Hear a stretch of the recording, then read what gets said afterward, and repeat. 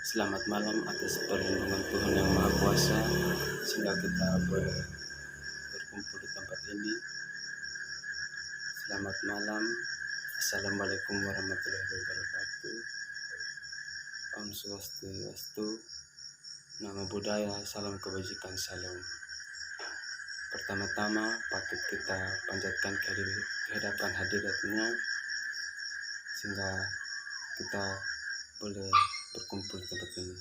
Perkenalkan, nama saya Jenis Ron Petrus Rihi dengan NIM 1322013 dari Prodi Hukum dengan mata kuliah Etika Kristen dalam Bisnis.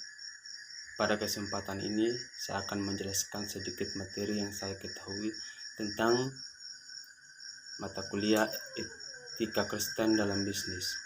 Dalam mata kuliah Etika Kristen dalam Bisnis ini,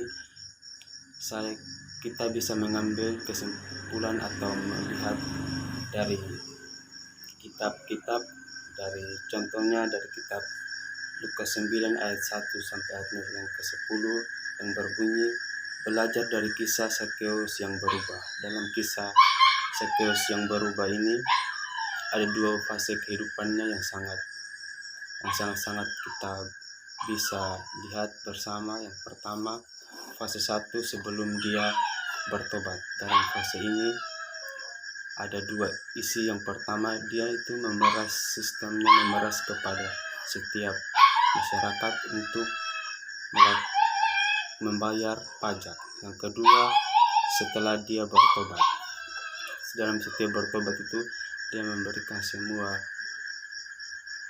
pendapatannya untuk dibagikan kepada fakir-fakir miskin dan yang membutuhkan, dan dia hidup sederhana.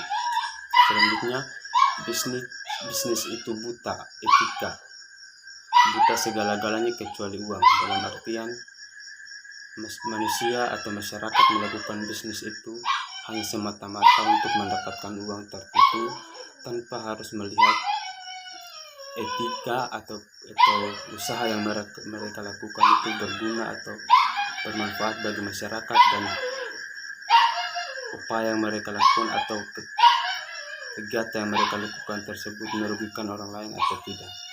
Materi selanjutnya ialah selayang pandang etika Kristen. Patokan utama etika Kristen itu adalah ajaran firman Tuhan yang bersumber dari Alkitab itu sendiri, sehingga apa yang kita lakukan atau perbuat sesuai dengan ajaran Alkitab yang tertera. Sedangkan etika Kristen itu sendiri ialah aplikasi dari nilai-nilai Kristen terhadap proses pengambilan keputusan dan tindakan seorang dalam kehidupan sehari.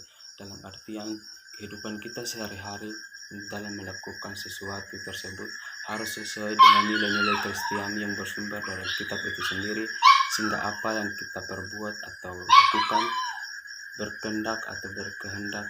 berkenaan ke dalam tangan Kristus sesuai dengan ajaran-ajaran Kristiani itu sendiri. Berdasarkan definisi di atas, ada 3 perbedaan etika Kristen umum dan non-Kristen. Ini singkat secara umum, yaitu Kristen dalam konteks iman ukuran yang baik adalah sesuatu yang sesuai dengan kehendak.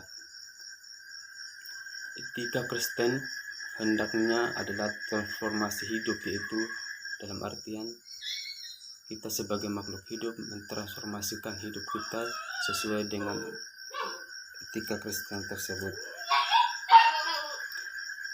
Selanjutnya, etika bisnis Kristen adalah suatu kesatuan tidak terpisahkan dari etika Kristen. Dalam artian kehidupan kita sehari-hari diatur dan dilihat dan dinilai sesuai dengan Alkitab atau nilai-nilai Kristiani dalam kehidupan kita sehari-hari, sehingga apa yang kita lakukan semuanya berkehendak ke hadapan.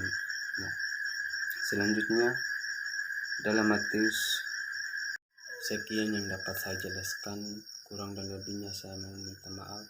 Atas perhatiannya saya ucapkan terima kasih.